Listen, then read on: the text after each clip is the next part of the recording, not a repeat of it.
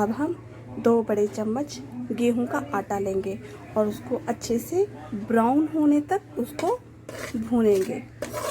उसको आप धीमी धीमी आंच पे चलाते हुए अच्छे से भून लीजिए। और अब ये देखो 1 से 1.5 मिनट बाद इसका कलर धीरे धीरे ब्राउन होने लगेगा और इसमें बहुत अच्छी धीमी धीमी बहुत ही अच्छी खुशबू भी आने लगेगी। अब इसको सिर्फ 30 से 40 सेकंड के लिए और भूनेंगे और फिर हम बंद करके दूसरे सामान को भूनना शुरू करेंगे। और अब हम इसमें 2 से 3 बड़े चम्मच सूजी लेंगे। आप मोटी या पतली जो भी आपको पसंद हो आप इसमें ले सकते हैं। ये एक और ये दूसरा चम्मच और ये हमने ले लिया तीसरा चम्मच। अब इसको भी हम गेहूं के आटे की तरह धीमी आंच पे भूनेंगे तब तक ये ब्राउन हो जाएगा और इसकी अच्छी सी खुशबू इसमें से भी आने लगेगी। और अब हम सूजी को भी लगातार चलाते हुए उसी प्रकार से भूनेंगे जिस तरीके से हमने गेहूं का आटा भूना था, ब्राउन होने तक। और इसमें से भी भीनी भीनी खुशबू आनी शुरू हो जाएगी। तो आप समझ लेना कि आपकी सूजी बहुत ही अच्छी गोल्डन ब्राउन हो चुकी है। इसमें भी लगभग 1 से 1.5 मिनट का समय लगेगा। और ये देखो 1 से 1.5 से 2 मिनट के अंदर इसका ब्राउन कलर भी आना शुरू होगा और इसमें भीनी सी खुशबू भी आनी शुरू हुई। अगर आपको लगे कि आपकी सूजी नहीं भून पाई अभी तो आप इसे 30 से 40 सेकेंड के आसपास तक और हल्का हल्का भून सकते हैं। और ये देखो कितनी अच्छी सूजी हमारी भुन चुकी है। अब हम गैस बंद करेंगे और जो हमें ड्राई फ्रूट जिसमें डालने हैं आप उनको चॉप कर सकते हैं, ग्रेट कर सकते हैं। अगर आपके घर में छोटे बच्चे या सीनियर सिटीजन्स हैं, बुजुर्ग हैं, मम्मी पापा हैं और वो उनको चबा नहीं सकते तो आप उसमें अच्छे से पीस के भी डाल सकते हैं। और जिस तरीके से हमने सूजी 3 चम्मच ली थी हम बेसन भी लगभग 2.5 से 3 चम्मच ले सकते हैं। 1 2 और ये 3।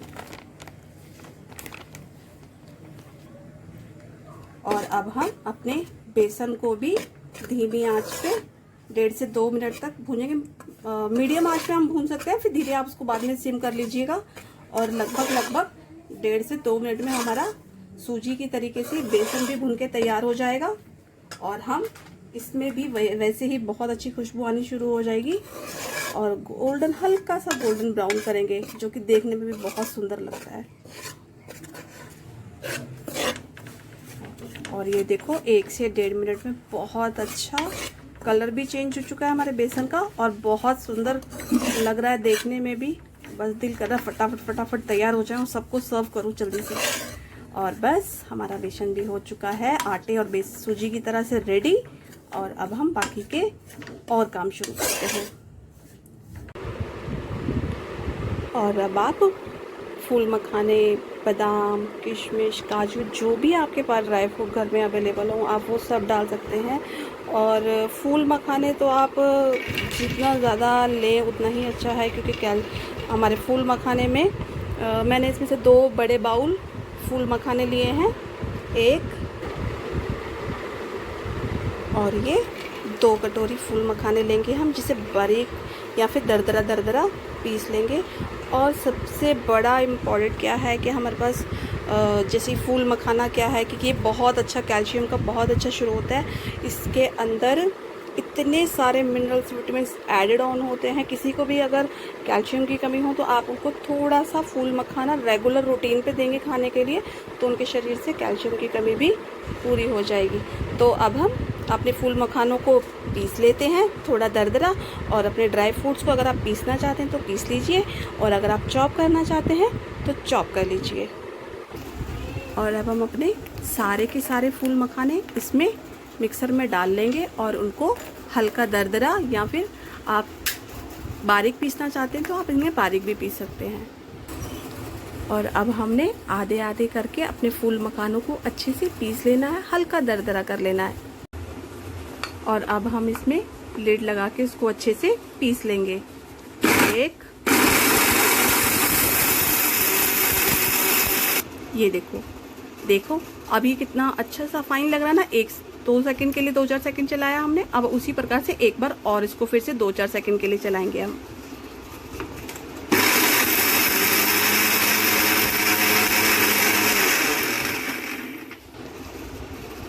वाह, देखो कितना अच्छा हमारा फूल मखाना पिस के तैयार हो गया। अब इसी तरीके से हम आधा जो मखाना हमारा बचा है उसको भी पीस लेंगे और अपने ड्राई फ्रूट्स को भी पीस लेंगे।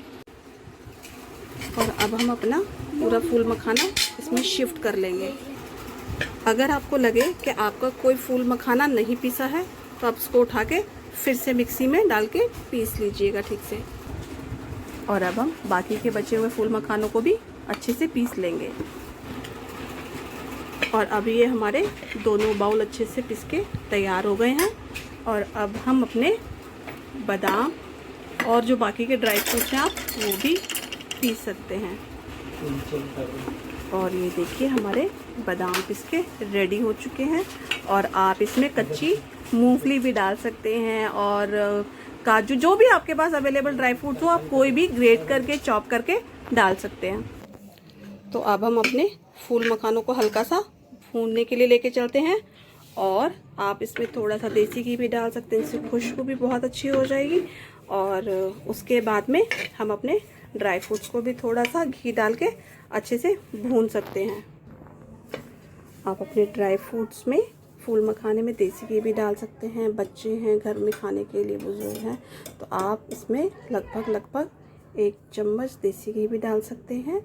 और हम फूल मखाने के बाद में हमारे बादाम, कच्ची मूंगफली, जो भी चीज़ हमारी भूनने वाली, जो भी आप इसमें डालना चाहते हैं वो आप सब कुछ डाल सकते हैं। क्योंकि घर में जो जो सामान अवेलेबल होता है हम उनमें से किसी भी चीज़ को रसोई में ऑलमोस्टली इतना सामान हमारे पास होता ही है। जैसे कि गेहूं का आटा हो गया, बेसन हो गया, सूजी हो गई। और हमने सूजी और आटा अपना जिस तरीके से भूना था हम उसी तरीके से अपना बेसन भी भूनेंगे। और वो भी ब्राउन होने तक, भीनी भीनी खुशबू आएगी उसमें से।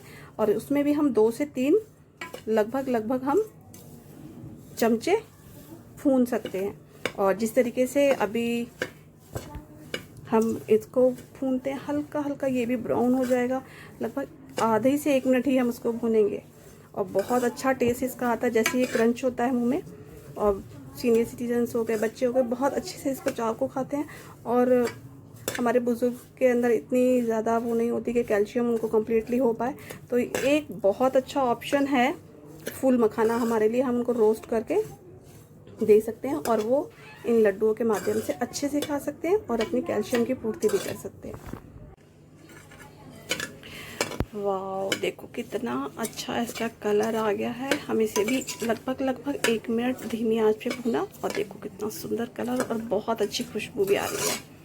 अब हम इसमें जो भी हमारे पास घर में ड्राई फ्रूट्स अवेलेबल हो वो, जैसे मैंने आपको बताया, आप उसको पीस के भी डाल सकते हो या फिर आप उसको चॉप करके डाल सकते हो। और जिन लोगों की कमर में दर्द होता है तो आप इसमें कमर कस सॉल्ट देसी घी में भून के डाल सकते हैं।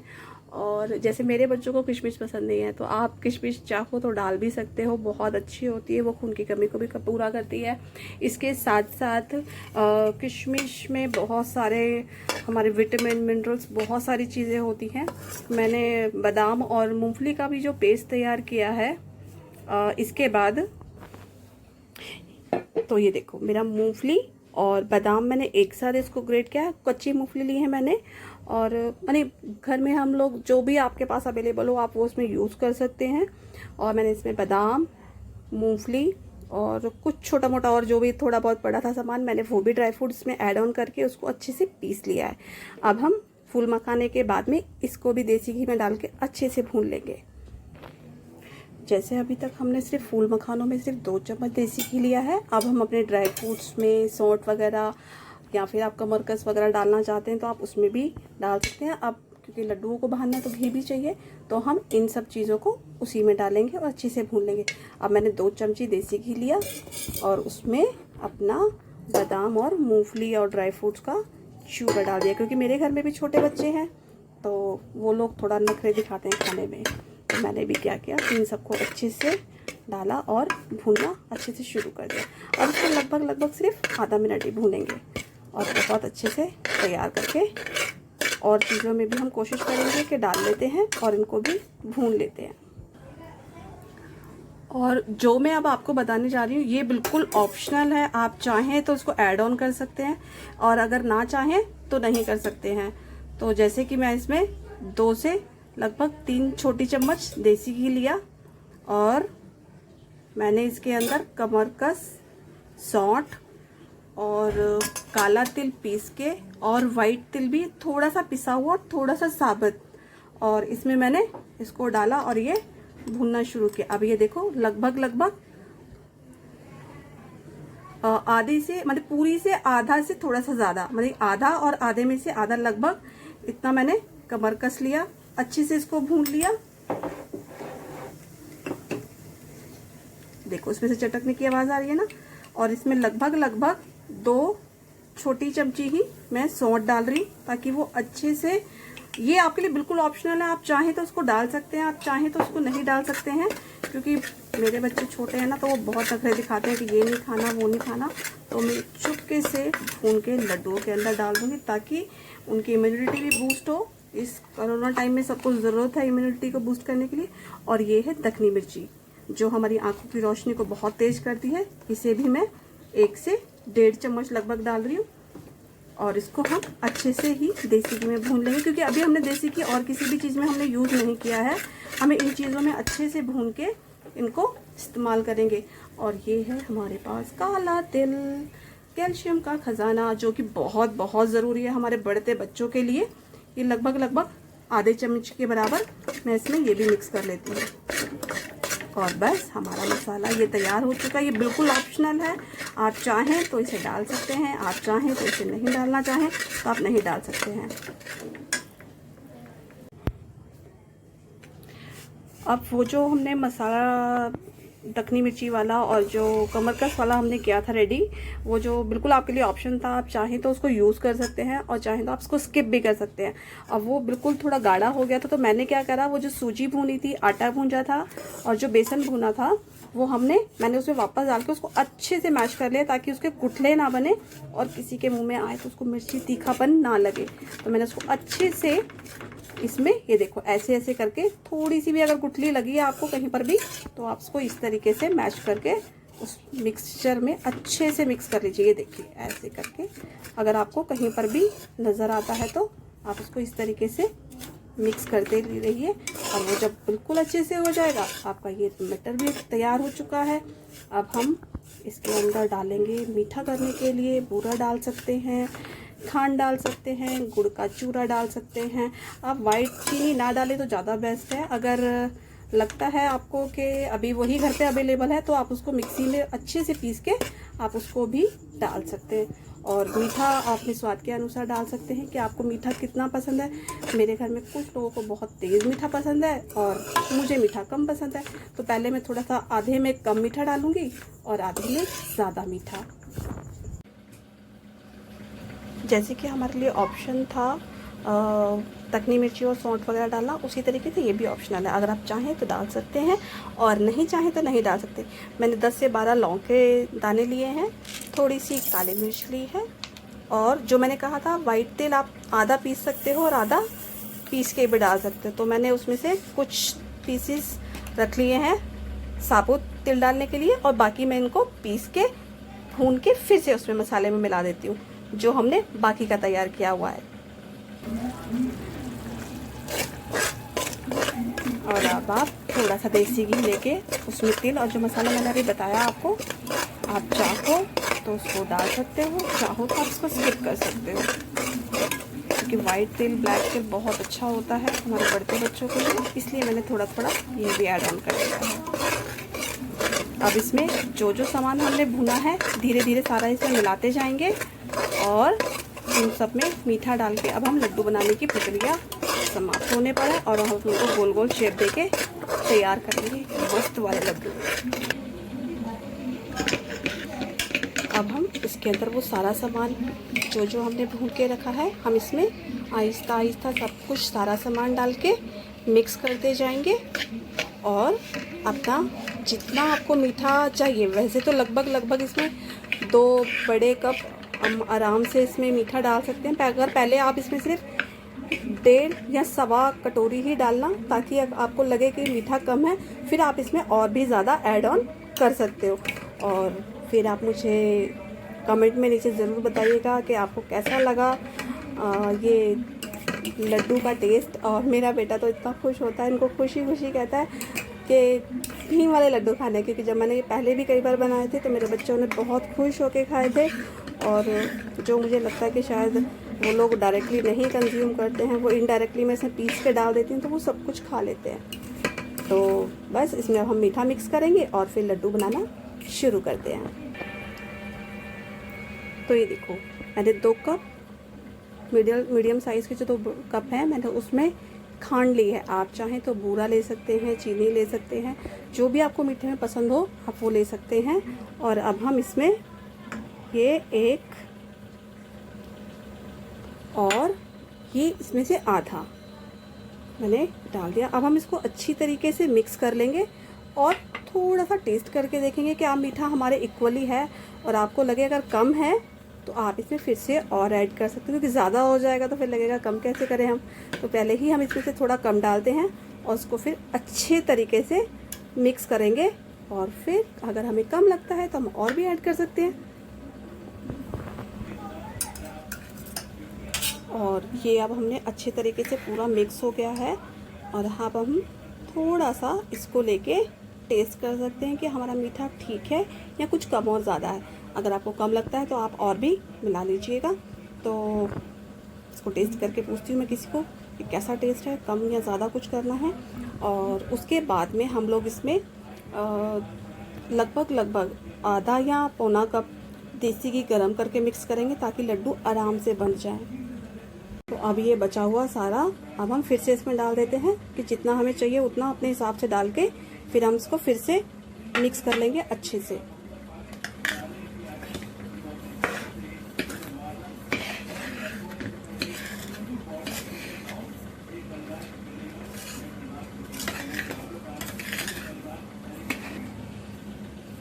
और अब हम इसमें आधा थोड़ा 1/4 कप करके थोड़ा देसी घी डालेंगे, ताकि जिससे हमारे लड्डू अच्छे से बंध जाएं। लगभग 1/4 से ये कम है। मैं ऐसे 3 से 4 चमचे इसमें डाल देती हूँ।